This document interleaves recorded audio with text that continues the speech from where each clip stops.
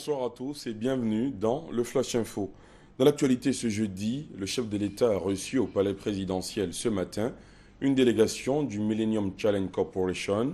Cette délégation est venue féliciter le chef de l'État Alassane Ouattara suite à l'éligibilité de la Côte d'Ivoire au programme Threshold du Millennium Challenge Corporation. Vous aurez beaucoup plus de précisions dans la grande édition. 300 experts et les ministres africains en charge de l'état civil sont en conclave à Yamoussoukro ce jeudi. Ils réfléchissent sur les outils de promotion de l'utilisation des enregistrements à l'état civil et des statistiques qui en découlent pour une bonne gouvernance en Afrique. Cette rencontre, la troisième du genre en Afrique, vise à sensibiliser les gouvernants et les populations sur l'importance de l'enregistrement des faits d'état civil. Reportage. Le conclave les faits d'état civil dans les pays africains demeurent encore un souci pour les gouvernants. En Côte d'Ivoire, 45% des enfants de moins de 5 ans ne sont pas déclarés à l'état civil. Les actes de décès et de mariage sont souvent négligés. Les autres pays africains n'échappent pas à cette situation. La situation qui a été décrite ce matin par le ministre de l'Intérieur et de la Sécurité publique est presque la situation la plus partagée en Afrique, notamment au Sénégal. À l'Angola, c'est un grand défi, la question de l'état civil, parce qu'il y a beaucoup de personnes, surtout les adultes, sans enregistration de naissance. Tous les faits d'état civil n'étaient pas enregistrés, mais avec toutes les conséquences que ça peut entraîner par rapport notamment aux aspects de sécurité et aussi de planification des programmes de l'État. Face à ce constat, les pays africains se mobilisent pour un état civil plus fiable. La troisième conférence des ministres africains en charge de l'état civil veut booster la promotion des enregistrements des faits d'état civil pour que les statistiques qui en découlent constituent un appui à la bonne gouvernance. Ici se joue une problématique majeure du développement de l'Afrique. Qui nous sommes, combien nous sommes d'hommes, de femmes, d'enfants, de quelle catégorie. C'est pourquoi nous devons aller vers des politiques de modernisation de l'état civil. Comment nos États peuvent avoir des politiques de développement, une carte sanitaire, une carte scolaire, développer des infrastructures adaptées si nous ne disposons pas de données statistiques fiables et constamment mises à jour.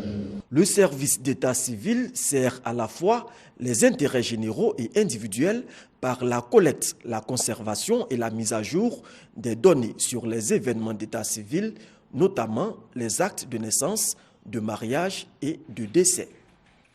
En vue du démarrage effectif de l'opération des audiences foraines 2015, les acteurs locaux engagés dans le processus, les autorités préfectorales et judiciaires, le ministère d'État, ministère de l'Intérieur et de la Sécurité, celui de la Justice, des droits de l'homme et des libertés publiques ont été invités à une séance de travail à Grand-Bassam.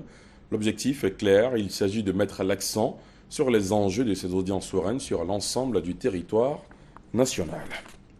Et ce chiffre, 2391 milliards de francs CFA, ce montant représente les opportunités que prévoit le budget 2015 de l'État ivoirien pour le secteur privé. Comment le secteur privé bénéficiera-t-il d'une telle manne? La question était au centre d'une rencontre qui a réuni ce jeudi le ministre en charge du budget et toutes les composantes du secteur privé. Rencontre organisée par le comité de concertation État-secteur privé.